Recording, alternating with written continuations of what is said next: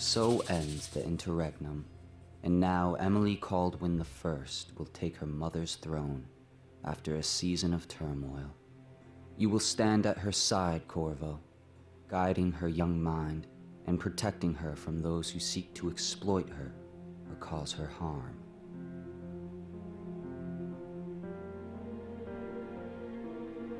You watched and listened when other men would have shouted in rage. You held back instead of striking. So it is, with the passing of the plague and Emily's ascension, comes a golden age, brought about by your hand.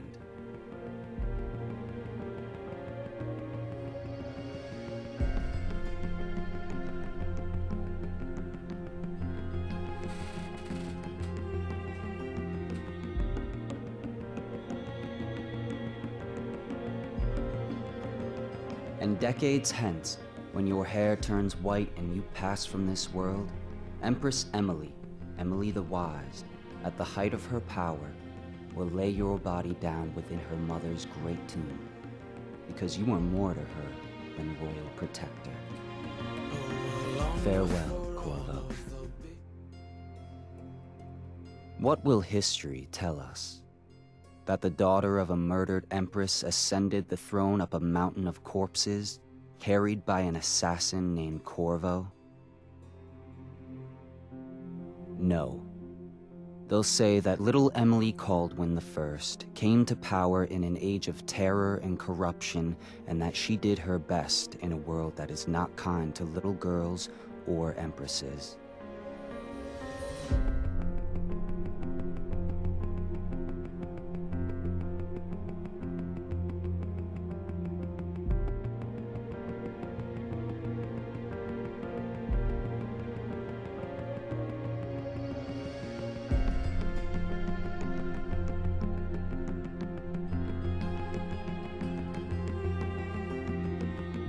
But whether the stories told mention you by name or not, she will remember you were there, Corvo.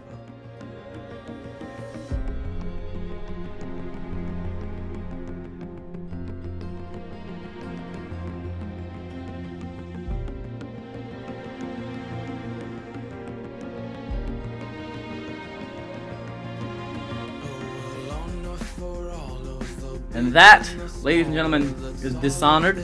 Published by Bethesda, but not made by them. Developed by Arkane. Take that, the Rad Brad. Todd Howard game. The Todd Howard game. He personally developed it. So, you've now seen both light and dark endings. I don't know. I want you guys to tell me what you think in the comment section. Personally, I mean, the dark ending is dark compared to the light ending. Now, Zach, I don't know if you've not watched the light ending. Nope. So I'm gonna just describe it to you. Whatever. Everything is perfect in the light ending, Zach. Sokolov and Piero work together to cure the plague. Emily is this wonderful empress who makes all the right decisions her whole life. Samuel takes up Wallace's place in the bar, so Samuel becomes the barkeep. Corvo is standing by Emily at the throne, as her, whatever his primary role is. It's wonderful. You do die at the end, because the end is that same image. Okay. Emily is above your grave, putting her favorite doll on your grave. You're buried next to her mother. So that's how the ending is. But very stark contrast. You murder people in this game and have a high chaos at the end of it. Just the effect that has on the ending, on the gameplay itself. I will say it's pretty straightforward. It sounds like the difference is if you don't kill people, you let people live, which is usually the good thing to do. Like, you're a good person if you let that happen. Good things happen in the end. Yes. If you kill people, bad, darker things happen in the end. Granny Rags was Susan Sarandon? Did you know that? There's Chloe. Anyways, we're not gonna list the names. Yeah. I just didn't know that. I just didn't know that was Susan Sarandon playing Granny Rag. That's interesting. But what did you think about the game overall? Not about specifically the ending. The game's really good. Yes. And I'm not I've played some of it, so I've had experience with the gameplay. It's fun to play, actually play, not just experience the story. The story was good. I had a lot of fun making choices.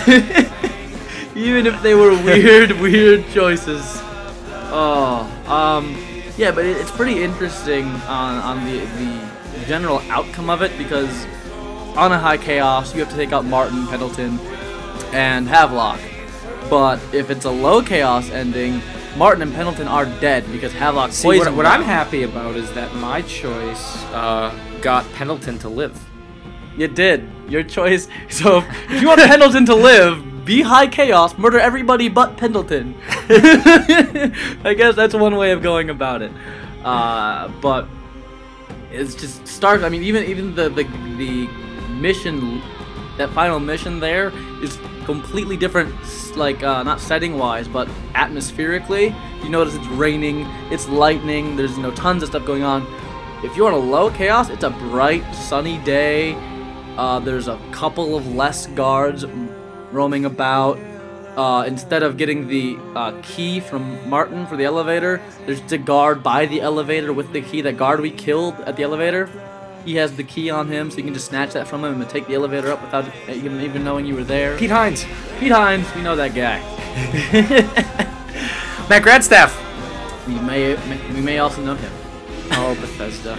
Bethesda's a wonderful company. We love Bethesda. I mean, I give people shit for saying this is a Bethesda game when it's not, but Bethesda had the brain power to know that this is a game worth publishing. Yeah, what's really cool, actually, and what makes me really happy with this game is it's an original IP. Yes. This is not, I mean, some people... It's not a sequel. Some people have compared it to BioShock. Which, of course, every game you can compare it to other games. Yes. Very rarely is there a game, like, you can't compare it to anything. Right, but I feel like, I mean, if this were a BioShock game, nothing would need to be changed. Like, you've played BioShock. BioShock Infinite's coming out in February. I think, like, if this game was, like, in the middle of it, like, if they just said, this is BioShock, not Infinite. This is BioShock. That's the title. BioShock, not Infinite. Not Infinite whatsoever. Very finite. BioShock Finite. That's this game. I think that, and I'm not degrading this game at all. That's a compliment to this game and to Arkane Studios to have made a game that lives up to what it would be compared to. You understand my meaning? Very positive on this game. If you guys have not gotten the chance to play and buy this game, play it yourself, do so. I don't even give, like, fanboy out the window here. PC is where you should buy it. First of all, buy the game on PC. Well, PC is where you should buy most of your games, so... I disagree. I wouldn't just put a blanket statement over that. I'm just saying, just buy this game on PC. The loading times are better. The graphics are somewhat better. This doesn't get a whole lot prettier on PC, but it's noticeable. And the gameplay itself just feels a bit better with keyboard and mouse. So that's just my personal opinion. I've beaten the game now both on Xbox and PC. So I want to compliment this game on the ability to go through it completely stealthily. Yes. And there's not an exception of, you have to fight certain bosses and adapt your play style. Yep. You can be stealthy throughout the entire thing. And I think Deus Ex Human Revolution had that problem where it's like couldn't completely just go through it however you wanted to with bosses and stuff. But this is entirely... It feels very natural. There's not really a boss. It's just a character that's important that you have to, a target that you have to execute. Yes. And it's not this separate affair that is forcing you to... Absolutely. I completely agree. And I mean, you comparing it to Deus Ex in the way that it's slightly similar, but I personally, while playing this, have been comparing it to Splinter Cell in my mind. The older Splinter Cells, not Conviction or the new Splinter Cell Blacklist. I'm talking about Chaos Theory, Pandora Tomorrow, those games where you could play throughout the entire game without killing a single person, without ever being seen, only interacting with the people that you must interact with. I mean, that's really cool. Yeah. Because it adds replayability to the game. There's so much. I mean, I on PC, you can actually, you probably on Xbox too, but you can go back and select singular missions, so that if you did get caught by one guard on that one mission, you don't have to go back and play the whole game just to get to that mission. You can pick that mission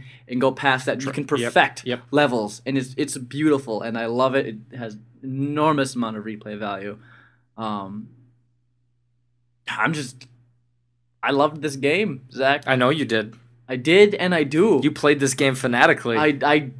Oh my god, this game was beaten like a week ago by me on PC. You being sick obviously had that delay, but the game is beaten now. Hope you guys enjoyed. Look forward to our Assassin's Creed 3 walkthroughs. Need for Speed might be done by us. The DLC for everything would just be done. Everything. But no Call of Duty or Halo. Fuck those games. Aw. I'm kidding. I'm kidding. But yeah, so thank you guys for watching. Please remember to like these videos. Share them with your friends. Let them know how much you love Dewey. And we'll see you guys next time. Bye.